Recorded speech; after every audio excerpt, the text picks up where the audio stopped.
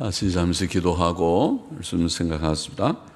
하나님 아버지, 주일 아침 저희들이 하나님께 예배 드리기 위하여 이곳에 모였고 또 혹은 가정에서 시간을 구별하여 가족들이 함께 예배에 참여한 줄 압니다. 하나님께서 저희의 중심을 받으시기를 원하며 또 이 시간 심히 부족하고 미천한 종에게 성령의 충만함을 주시고 하나님의 말씀을 바르게 해석하며 증거케 하여 주시고 하나님의 뜻이 하나님의 진리가 바로 전달되게 하여 주시기를 소원합니다. 하나님의 영, 진리의 영께서 우리 가운데 계시오니 부족한 종의 심령에 계시고 또 주의 백성들의 심령에 계시고 또 주의 이름으로 모인 이곳에 계셔서 주님 역사하심을 믿사오니 말씀케 하여 주시고 말씀을 전할 힘을 부족한 종에게 주시고 또 들을 수 있는 귀, 깨닫는 마음을 모두에게 주시고 사모하는 마음, 하나님의 뜻을 따라서 행하는 그런 마음을 모두들에게 주셔서 말씀을 헛되이 전하지 않고 헛되이 듣지 않는 시간이 되게 하여 주시기를 소원합니다. 예수 그리스도의 이름으로 기도하옵나이다. 아멘. 로마서 12장 1절 2절 말씀, 헌신에 대한 말씀이죠. 1절 본문 다시 보십시다. 그러므로 형제들아, 내가 하나님의 모든 자비하심으로 너희를 권하노니 너희 몸을 하나님이 기뻐하시는 거룩한 산 제사로 드리라. 이는 너희의 드릴 영적 예배니라. 영적 예배니라. 영적이라는 말을 옛날 영어 성경은 합당한 예배니라. 영적 예배니라 그렇게 번역하기도 하고 합당한 예배는 너희의 드릴 영적 예배 혹은 합당한 예배니라. 사도 바울은 구원 얻은 자의 생활에 대해서 12장부터 교훈하면서 첫째로 헌신에 대해 말합니다. 많은 생활 교훈을 할 수 있는데 그 첫 번째로 헌신으로부터 시작해서 생활 교훈을 시작한 것입니다. 헌신이라는 말은 하나님께 우리의 몸을 드린다, 헌신이죠.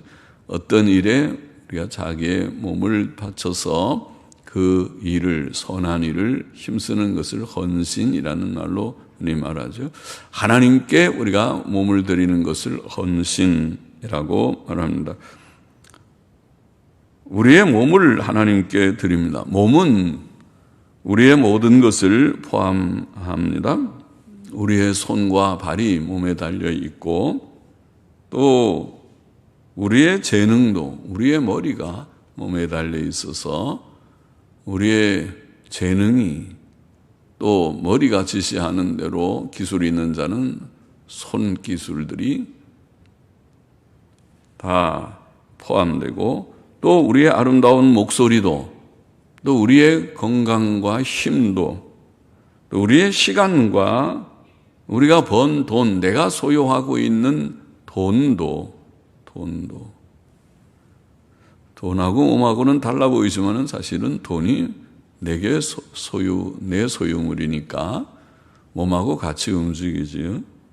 우리의 생명까지 사실은 다 몸에 속하는 것이라고 볼 수 있습니다. 이런 것들은 다 우리 몸과 같이 움직이죠.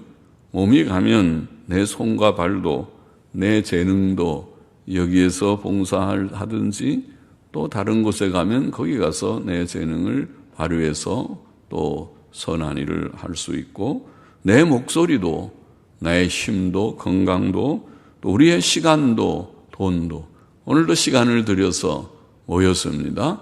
또 혹은 가정에서 구별해서 예배를 드리는 줄 압니다. 우리의 돈도 내가 번 돈을 하나님을 위해서 우리가 드리기도 합니다. 심지어 우리의 생명까지도 하나님께서 원하시면 우리의 젊음과 저는 부족한 젊음을 줄족한 생을 주님 앞에 드린다고 드렸고 드리고 있고 또 여러분도 그러실 것입니다.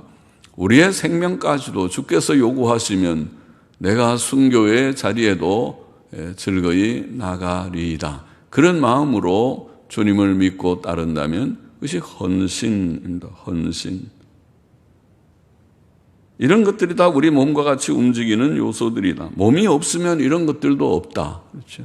내 몸이 죽으면, 내 몸이 없으면 내게 말하는 손발이 무슨 의미가 있고 재능, 목소리, 힘, 시간, 돈, 생명이 무슨 의미가 있습니까? 다 그것도 없습니다.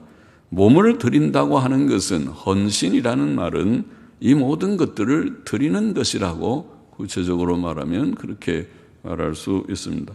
헌신의 이유, 왜 우리가 헌신합니까? 헌신해야 합니까? 오늘 본문은 물론 이유적인 표현을 쓰고 있진 않지만은 다시 읽어보면 본문을 그러므로 형제들아 내가 하나님의 모든 자비하심으로 너희를 권하노니 이렇게 말하고 있습니다. 헌신을 지금 권면 혹은 교훈하면서 하나님의 모든 자비하심으로 권면한다. 그럼 이 하나님의 모든 자비하심이 우리의 헌신의 그런 이유라는 것을 암시하고 있다고 봅니다. 생각해 보면은 복음은 우리를 구원하신 복음은 하나님의 자비, 지금 여기에 모든 자비라고 표현한 자비와 사랑의 소식, 자비나 은혜, 사랑 다 비슷한 말씀이죠. 인자. 하나님의 자비의 소식입니다. 우리는 하나님의 크신 자비와 사랑으로 하나님의 독생자 예수 그리스도의 십자가 희생으로 우리의 죄와 지옥 형벌로부터 구원을 얻었습니다.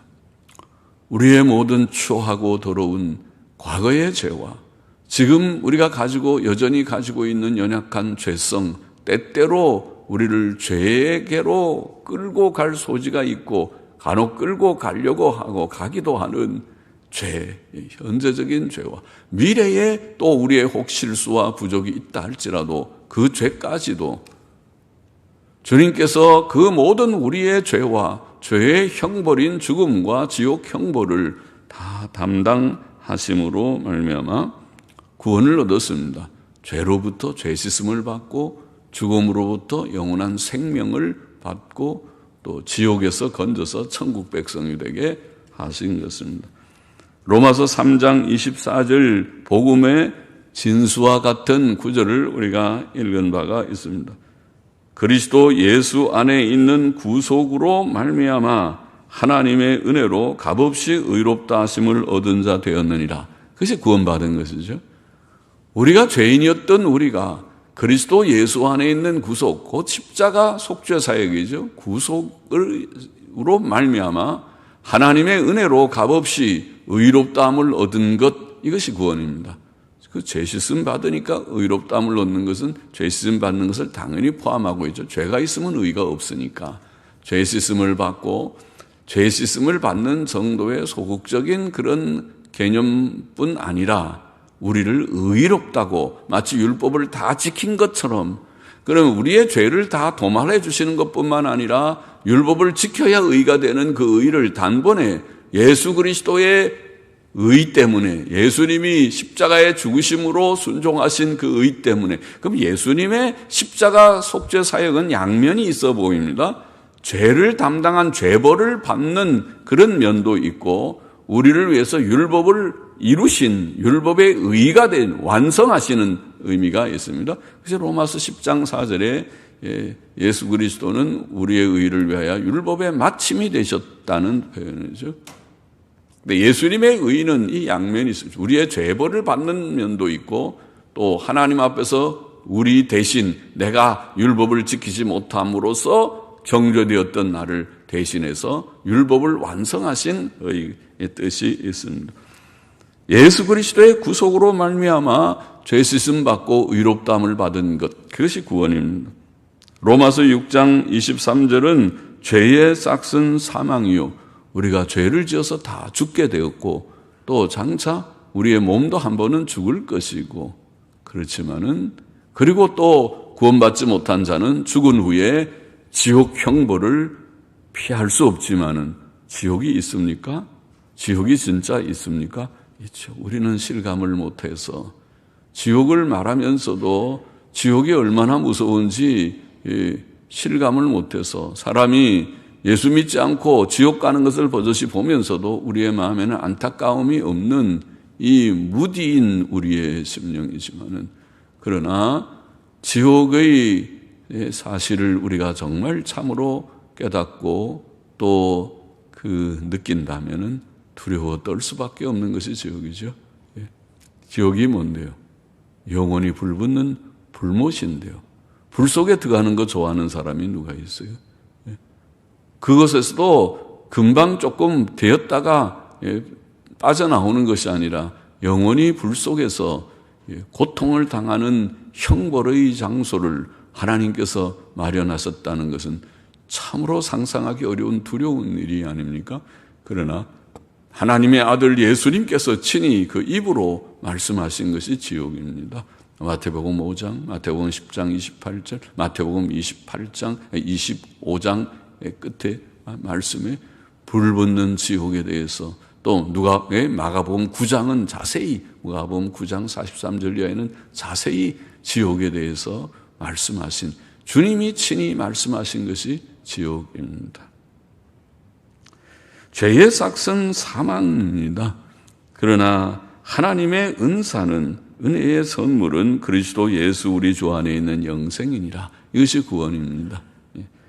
우리는 다 죄인이고 죽어 마땅했던 우리들이지만은 그러나 하나님의 긍휼과 은혜로 예수 그리스도의 대속으로 말미암아 영원한 생명을 얻게 되었습니다. 자, 우리가 하나님께 우리의 몸을 드리는 이 헌신은 바로 하나님께서 우리에게 베푸신 그 크신 자비와 사랑과 은혜 때문입니다.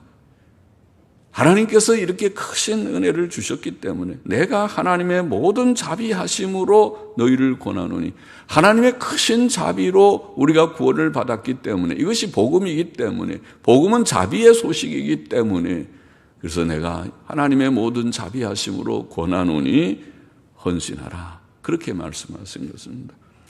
하나님께서 먼저 우리를 사랑하셨습니다. 예수님께서 먼저 자기 몸을 희생하셨습니다. 그리고 우리를 위해서 네 몸을 거룩하게 드리라. 우리가 어차피 우리의 몸은 무엇을 위해서 사는 것이 아닙니까? 여러분은 무엇을 위해서 일생을 살고 계십니까? 우리가 또 무엇을 위해서 남은 생을 사실 것입니까? 뭔가를 위해서 살고 있는 인생입니다. 근데 하나님께서는 너희의 몸을 하나님을 위하여, 하나님의 영광을 위하여, 하나님의 영광을 위하는 일은 가장 이 세상에서 최선의 일입니다. 가장 좋은 일입니다. 하나님의 영광을 위해서 헌신하라, 그렇게 말씀합니다. 고린도전서 6장 19절 20절에 보면은 너희 몸은 너희가 하나님께로부터 받은 바 너희 가운데 계신 성령의 전인 줄을 알지 못하느냐. 구원받은 자들 속에 하나님의 영이 우리 가운데 오셨다 그랬어요. 하나님의 영이 오셔서 우리가 성전이 되었다. 영이 계신 것이, 성령이 계시니까 하나님의 전이죠.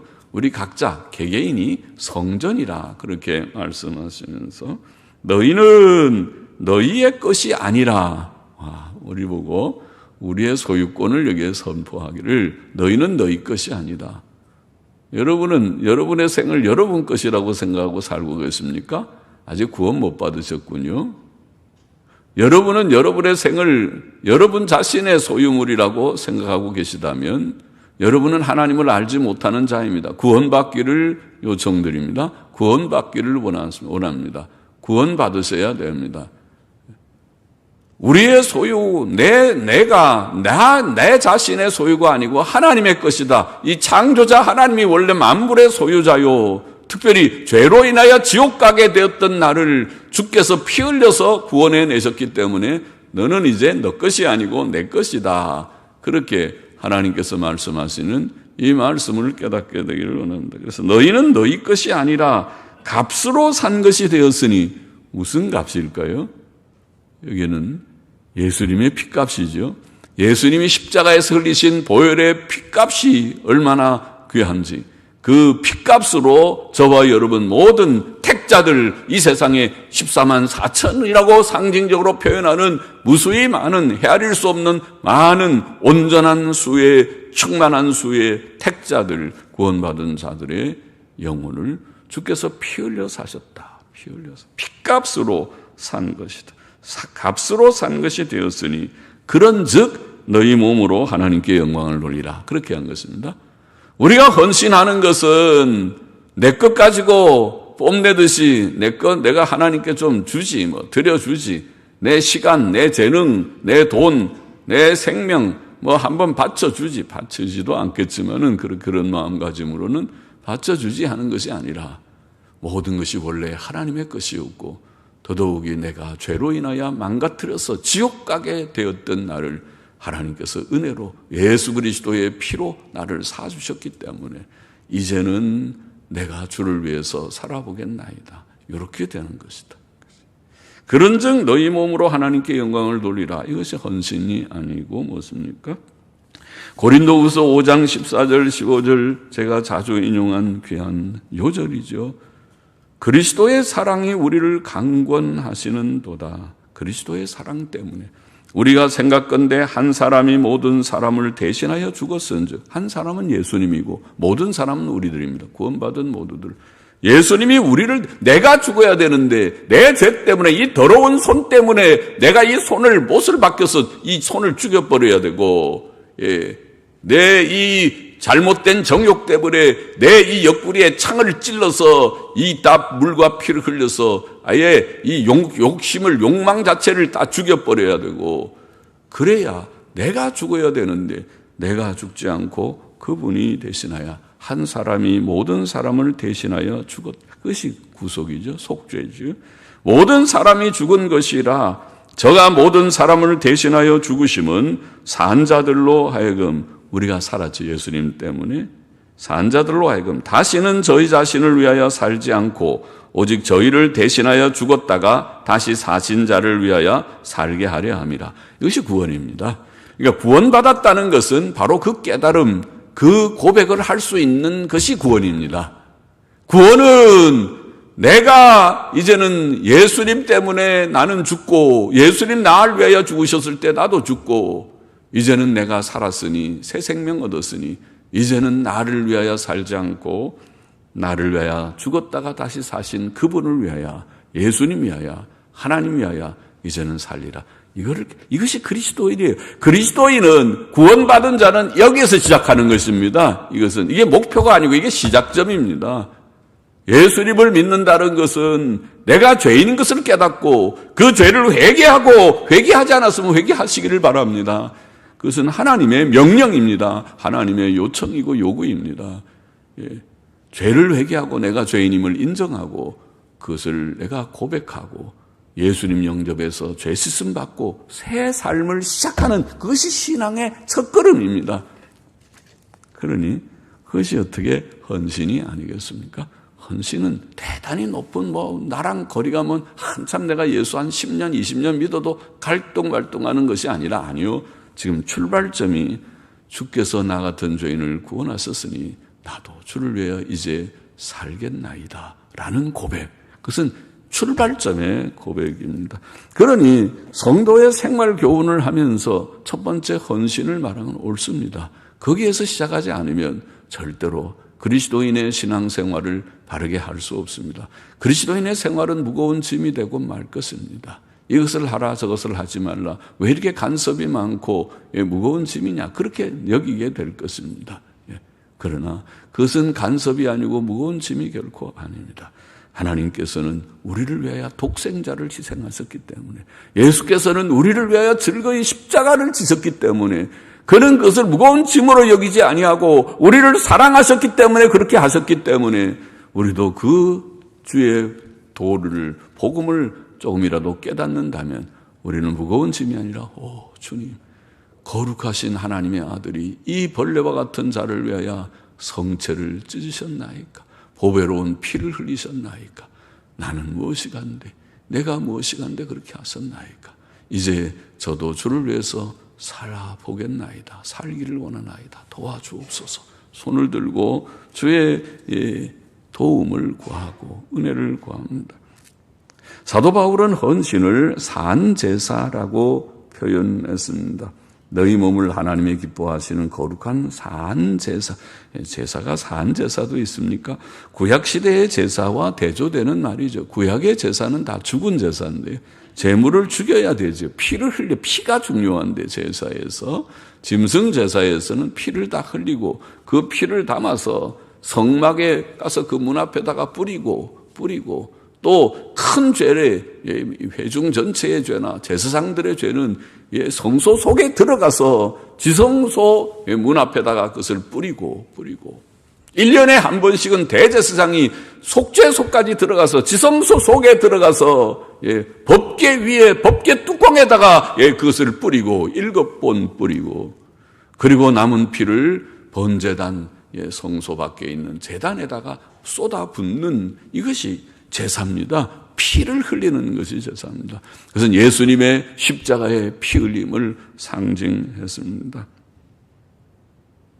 그런데 여기에 헌신은 산제사, 죽은 제사가 아니고 주님께서 우리에게 피를 흘려서 제물을 드리라는 뜻이 아니고 우리의 삶을 이제는 바로 살겠느냐, 가치 있는 삶, 의미 있는 삶을 살아보겠느냐, 인간답게 살아보겠느냐, 그런 말씀인 것 같아요. 사실은 예수 믿는 것은 인간다운 것입니다. 그럼 예수 안 믿는 것은 인간답지 못하다. 인간답지 못합니다. 하나님도 모르는 게 무슨 인간다운 것입니까? 하나님의 법을 몰라서 죄도 슬슬 짓는 것이 무슨 인간다운 것입니까? 그것은 짐승도 그런 짓은 할 것입니다. 짐승도 먹고 놀고 하는 것은 짐승도 어느 정도 할 것입니다. 인간은 그런 것이 아닙니다. 하나님을 경외하고 도덕성 있게 사는 것이, 할 것은 하고 하지 말아야 할 것은 하지 않는 그것이 인간다운 것입니다. 도덕성 없으면 그것은 인간이 아닙니다. 짐승의 차원입니다. 이 세상은 하나님이 없기 때문에 하나님을 두려워함이 없고 도덕성이 없으니까 짐승 차원의 세상입니다.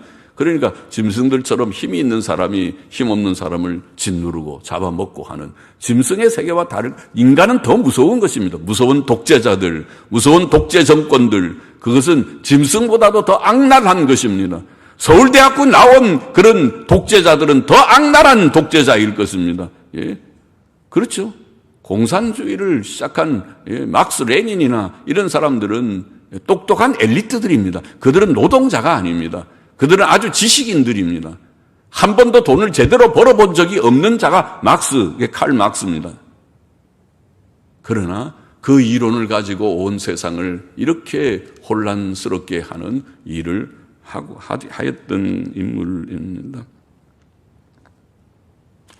우리의 몸을 하나님 앞에 드리는 것이 필요합니다. 새 삶을, 인간다운 삶을 살아라는 것입니다.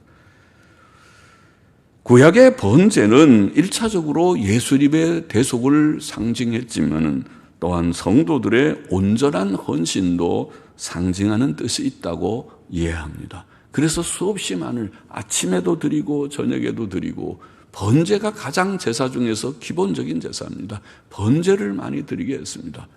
5가지 제사 제도 중에서 제일 주가 되는 것이 번제를 많이 드리게 했습니다. 번제 속에는 예수님의 속죄를 의미하는 것이 첫째 의미이지만은 두 번째는 온전한 헌신, 우리를 드리라. 하나님을 위해서 이제는 살라고 하는 그런 교훈이 그 속에 들어 있습니다. 하나님께 드려지는 헌신은 하나님께서 기뻐하시는 거룩한 삶이어야 할 것입니다. 그래서 너희 하나님이 기뻐하시는 거룩한 산제사로 드리라. 거룩한 삶, 거룩한 생활, 성결 생활. 그것은 하나님의 계명을 지키며 죄짓지 않는 생활이지요. 그렇죠? 그러니까 하나님께서 원하시는 것은 죄 짓지 말라는 것입니다. 이미 죄 문제의 해결이 구원이니까, 구원은 죄 씻음이니까, 죄로부터 구원을 받은 자들이라면, 우리가 죄로부터 구원받은, 죄 씻음 받고 의롭담을 받은 성도라면은 우리가 살아야 할 첫 번째 일은 거룩한 삶입니다. 예, 거룩하게 살아라. 거룩한 산 제사로 몸을 하나님 앞에 드리라. 그것이 합당한 예배니라. 영적 예배니라. 영어로는 reasonable. 합당한, 아마 그쯤 번역하면 합당한, 옛날 영어 성경은 reasonable. 합당한 예배라. 예, 합당. 우리가 지금 예배를 드리고 있죠. 형식적인 예배. 구약에도 많은 제사를 드리죠. 예배의 형식이 구약에는 제사지요. 오늘날 우리가 예배를 드려 수없이 많은 예배를 땅 위에서 드리고 있는데, 하나님이 정말 원하시는 예배는 이런 예배, 찬송 한 장 부르고 대표기도 하고 설교도 하고 목사들이 다 말들을 유창하게 잘해서 아주 은혜롭고 감동적인 설교들을 아주 수사학적으로 잘하고, 다 좋은데 그거를 비난할 마음은 없는데, 그러나 하나님께서 원하시는 오늘 이 본문의 말씀의 뜻은 뭐가 진정한 예배냐 할 때, 그런 것이 아니고, 그런 형식적인 예배가 아니고 거룩하게 사는 것이 예배다, 그런 말을 하는 거죠. 헌신해서 우리가 우리의 몸을 하나님 앞에 죄 안 짓는 게 참된 예배라는 거예요. 말하자면 죄 지으면서 하나님 앞에 예배를 근사하게 아주 멋있게 드리고, 멋있는 오르간 소리가 나고 찬양대가 아주 멋있게 울려 퍼지고, 또 어떤 교회들은 아주 입장부터가 아주 근사하게 아주 참 멋있게 그렇게 예배 순서를 갖춘다 하더라도, 하나님께서 하늘에서 보시고 웃으신다. 내가 언제 그런 거 원했느냐? 성경 몇 장에 그런 식으로 해라고 했느냐? 하나님이 원하시는 것은 로마서 12장 1절 말씀대로 거룩한 삶, 네가 하나님 앞에 온전히 바쳤느냐? 주님이 나를 위하여 죽으셨으니 나도 주님을 위하여 이제 살겠습니다. 그런 마음가짐으로 바쳤느냐? 그리고 바쳤기 때문에 거룩한 산 제물로 바쳤느냐?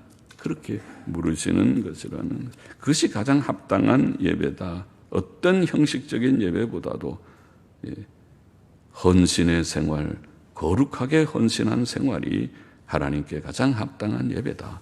2절 말씀을 보십시다. 너희는 이 세대를 본받지 말고 오직 마음을 새롭게 함으로 변화를 받아 하나님의 선하시고 기뻐하시고 온전하신 뜻이 무엇인지 분별하도록 하라. 마음을 새롭게 함으로, 마음이라는 누스라는 말은 제가 자주 보겠지만 마음보다는 생각에 가까운, 영어도 마인드라는 말은 heart, 마음이라는 영어 단어보다는 좀 생각에 가까운 마음입니다. 오히려 생각이라고 번역하는 것이 더 맞지 않겠는가 싶은 것입니다. 누스라는 말은 그렇습니다. 너희의 생각을 새롭게 함으로, 사람이 생각을 어떻게 생각하느냐에 따라서 사람의 인격성이 결정되고 행위도 많이 결정됩니다. 여러분 다 생각을 하면서 오늘 오셨겠죠. 예배당에 갈까 말까. 코로나인데 갈까 말까. 그랬을지도 모르고, 언제 갈까, 가면 언제 어떻게. 생각을 하고 다 움직이지. 사도 바울은 이게 헌신자가 행해야 할 바를 2절에서 몇 가지 교훈하기를, 첫째로 우리는 이 세상을 본받지 말아야 한다고 교훈했습니다. 이 세상은 언제나 불경건하고 악하고 음란한 세상이죠. 마태복음 12장 39절 예수께서 대답하여 가라사대 악하고 음란한 세대가 표적을 구하나 선지자 요나의 표적밖에는 보일 표적이 없느니라. 믿음 없는 이 세상, 악하고 음란한 세상이 구하면 기적이나 행해봐. 그러면 내가 믿을지 어찌, 그렇게 말한다는 거지. 마가복음 8장 38절에 주께서는 누구든지 이 음란하고 죄 많은 세대에서 나와 내 말을 부끄러워하면, 세상에서 예수님 믿는 걸 부끄러워해서 성경책 들고 다니는 것도 부끄러워 창피해서 교회에 나오는 것도 창피하게 여기면은 인자도 아버지의 영광으로 거룩한 천사들과 함께 올 때 그 사람을 부끄러워하리라. 나도 너를 좀 부끄러워. 너 누구냐? 이거 내가 너 같은 자녀를 내가 두었나? 너 같은 백성을 두었는지 모르겠다. 부끄러워하겠어. 우리가 떳떳하게 예수 믿는 것을 증거하면, 내가 예수님 믿습니다. 성경책을 아예 들고 이게 풉니다. 성경 나는 예배당 갑니다. 어느 교회 갑니다. 세상을 악하고 음란한 세대, 음란하고 죄 많은 세대라고 주님께서 표현했습니다. 구원은 죄로부터의 구원이지만은 또한 세상으로부터의 구원. 왜냐하면 세상이 악하고 음란한 세상이니까. 세상은 악하기 때문에 세상으로부터의 구원이다. 베드로는 오순절에 모였던 경건한 유대인들에게 너희가 이 패역한 세대에서 구원을 받으라 그런 말씀을 했죠. 세상은 패역한 세대다. 하나님 앞에 순종하는 온유와 겸손으로 아멘 순응하는 세상이 아니고 하나님 하면 하나님에 대해서 대적하고 막말이나 쏟아놓고 하나님을 대해서 비웃고 비방하고 욕하고 그런 세상이다. 패역한 세상이다. 그렇게 표현했어요. 이 세상에서 구원을 받으라. 구별대라는 것입니다. 세상 사람들의 삶의 목적, 인생의 목적, 또 그들의 가치관, 그들의 사고방식, 그것은 하나님의 원하시는 것과는 너무나 거리가 멀기 때문에 우리가 구별되지 않으면, 세상에서 나와 구별되지 않으면 세상의 사고방식을 여전히 하고 있으면 내일 텔레비나 보면 텔레비에 전부 세뇌되어서 아니면 공립학교 가서 학교 교육 잘못 받으면 우리의 자녀들이 거기에서 잘못된 가치관이나 주입이 돼서 오면 신앙생활 바로 할 수 없다. 그것을 할 수 없다.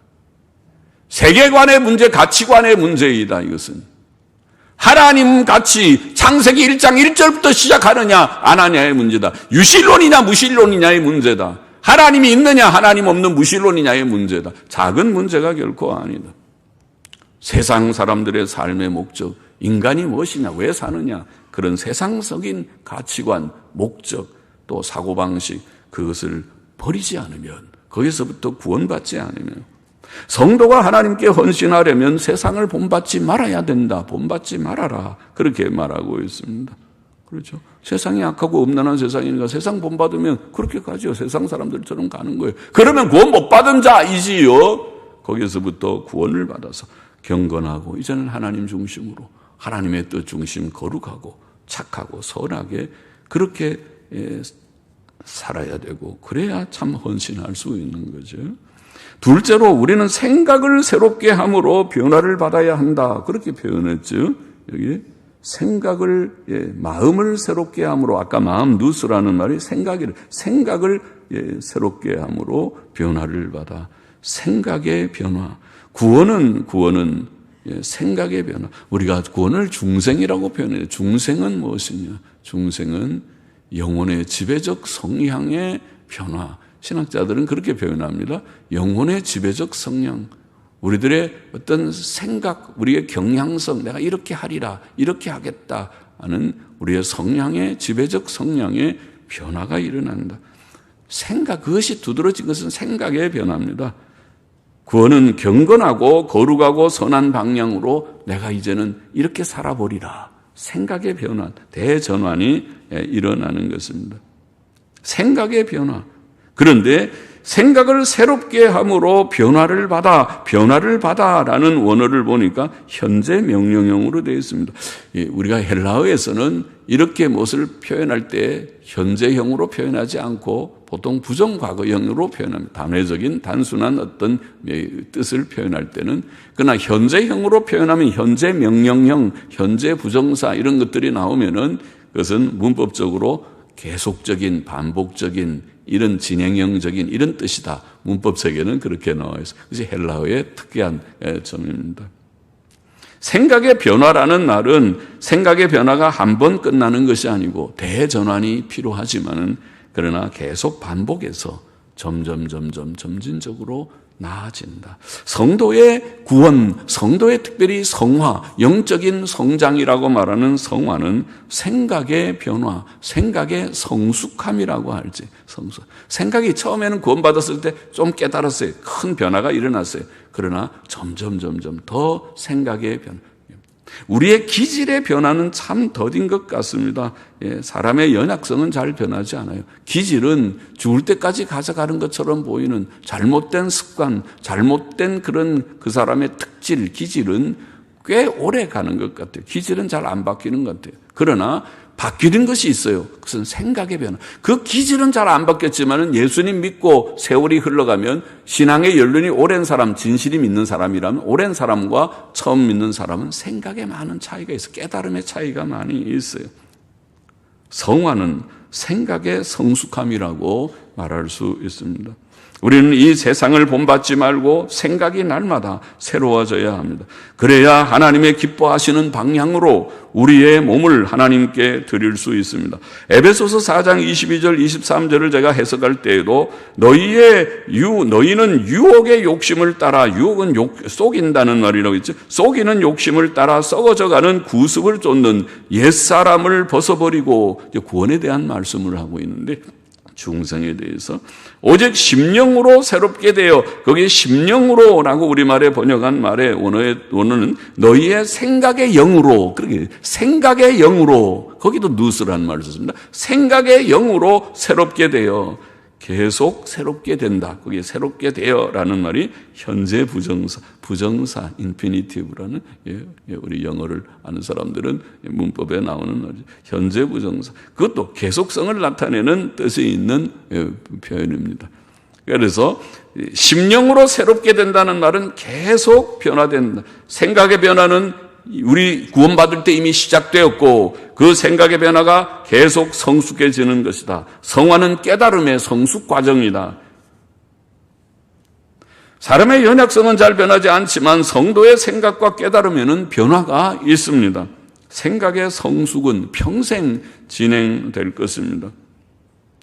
구원 얻기 전 우리의 생각은 이 세상 중심적이고 불경건하고 부도덕하고 정욕적이었으나 구원 얻은 우리는 이제 우리의 생각이 새로워져서 성경에 교훈된 대로 하나님과 천국과 영생을 생각하고 경건하고 도덕적인 것만 생각하는 자들이 되었고 또 되어야 하는 것입니다. 그것이 구원입니다.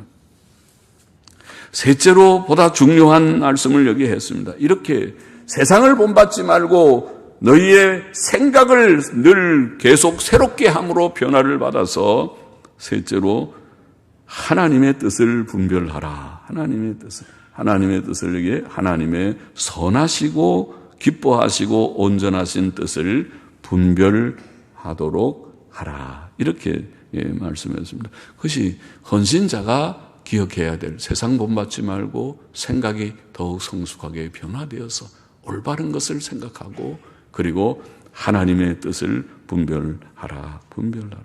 하나님의 뜻을 선하시고 기뻐하시고 온전하신 뜻. 하나님의 뜻은 그 내용이 선하고 그것을 믿고 행한 결과도 선합니다. 믿으면 구원받고 행하면 복을 받습니다. 선한 것이니까 선한 열매들을 맺게 됩니다. 미가 6장 8절에 보면 사람아 주께서 선한 것이 무엇임을 내게 보이셨나니 여호와께서 내게 구하시는 것이 오직 공의를 행하며 인자를 사랑하며, 거기 인자가 자비라는 말에 인자하다는 인자, 자비를 사랑하고 겸손히 내 하나님과 함께 행하는 것이 아니냐. 하나님께서 우리에게 보이신 선하신 뜻은 바르게 살아라, 공의롭게 살고 인자, 남을 긍휼히 여기는 자비가 있는 삶을 살고 그리고 겸손히 하나님과 동행하는 경건한 삶을 살아라. 선하신 뜻을 분별하라.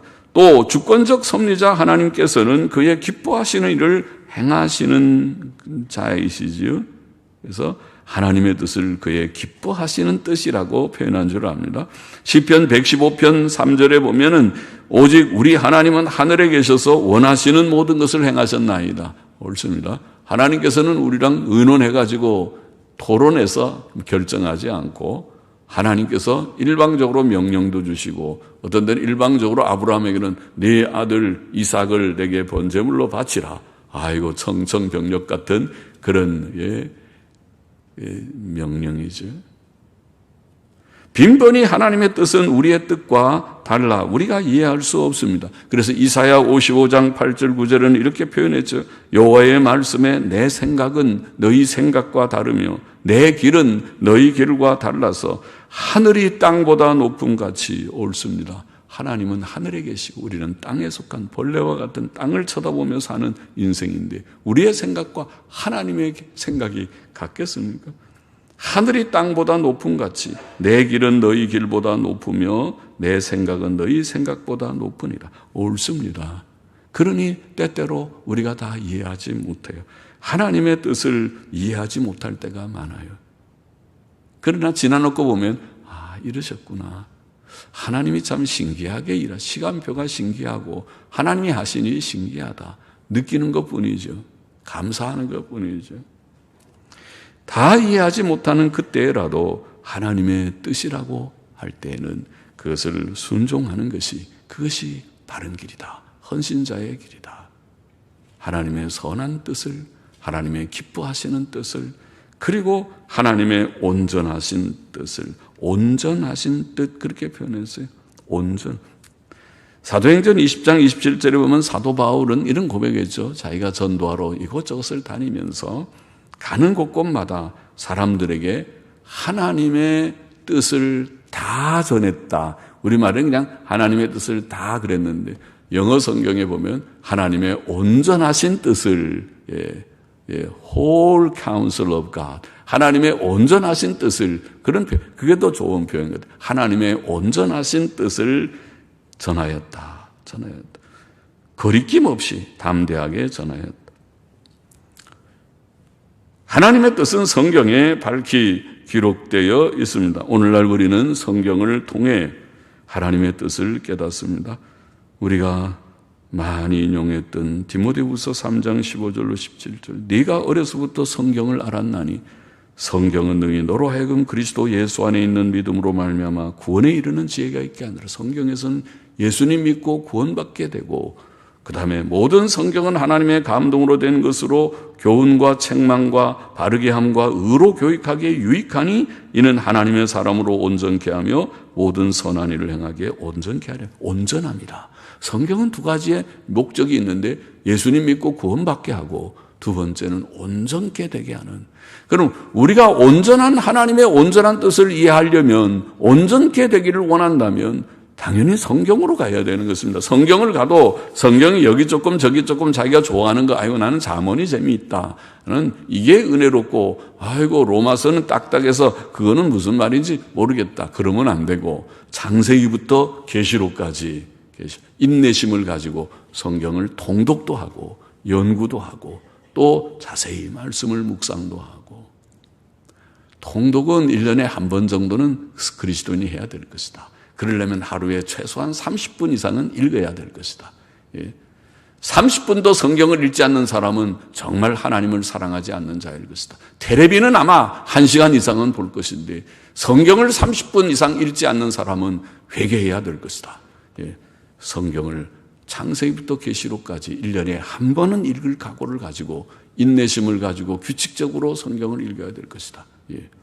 밥 먹는 시간은 합치면은 아마 3시간 이상은 더 소모할 것인데, 밥하는 시간, 식재로 사는 시간, 설거지 시간까지 하면 더 많은 시간인데, 육신의 양식을 위해서는 시간을 소모하면서 영의 양식 성경 읽는데 30분의 시간을 소모하지 못한다면 부끄러워해야 할 것이다. 성경을 여기 조금 저기 조금 부분적으로 아는 것으로 만족지 말고 성경을 전체적으로, 성경 전체에 계시된 하나님의 모든 뜻, 하나님의 온전하신 뜻을 알고 그 뜻에 순종해야 하겠습니다. 그러므로 성도의 생활에서 성경 읽기와 성경 연구는 필수적입니다. 우리는 하나님의 뜻을 알기 위하여 신구약 66권의 성경을 열심히 읽고 듣고 연구해야 합니다. 또 우리는 성경에 계시된 하나님의 온전한 뜻에 순종해야 됩니다. 그것이 헌신이다. 헌신은 하나님의 선하신 뜻, 기쁘신 뜻, 온전하신 뜻을 내가 분별해서 그 뜻에 일치하게 사는 것이 헌신이라, 그 말 하려고 하는 것이죠. 오늘 본문을 정리해 보십시다. 첫째로 헌신하라, 헌신하라. 헌신이 무엇이라고요? 우리의 손과 발과 재능과 목소리와 힘과 우리의 시간과 돈과 우리의 생명까지도 우리 위하여 죽으시고 다시 사신 주님을 위하여 드리는 것이 헌신이다. 헌신의 이유도 바로 거기에 있다. 주님께서 외아들을 희생하셨기 때문에, 예수께서 자신을 우리를 사랑하여 희생하셨기 때문에, 그 핏값으로 우리를 사셨기 때문에, 그의 죽음으로 우리가 의인되고 그를 믿는 자가 죄와 죽음과 지옥 형벌에서 구원을 얻었기 때문에, 그 은혜와 사랑을 조금이라도 깨닫는 자라면 주를 위해서 헌신할 것이다. 헌신할 것이다. 헌신은 무거운 짐이 아니라 주여, 벌레와 같은 나를 위하여 주께서 죽으셨나이까? 저는 어떻게 하면 주를 위하여 살다가 가겠나이까?